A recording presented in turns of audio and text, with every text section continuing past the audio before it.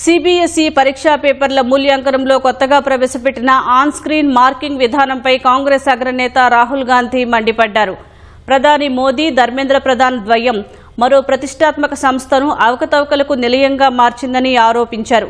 CBSE board పరీక్షల మూల్యాంకనంలో పెద్ద ఎత్తున సాంకేతిక లోపాలు, తప్పుడు మార్కింగ్ జరుగుతున్నాయంటూ గత కొద్ది రోజులుగా విద్యార్థులు, తల్లిదండ్రుల నుంచి తీవ్ర నిరసనలు వ్యక్తమవుతున్నాయి.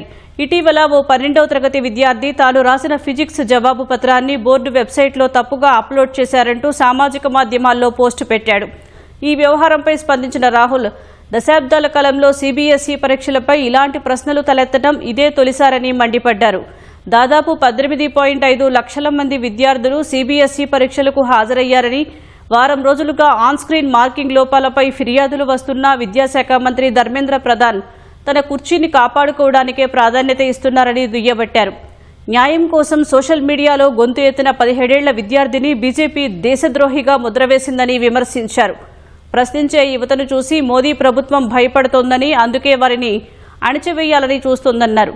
ప్రధాని అహంకారాన్ని జెన్జీ యువత దించుతుందని రాహుల్ గాంధీ అన్నారు.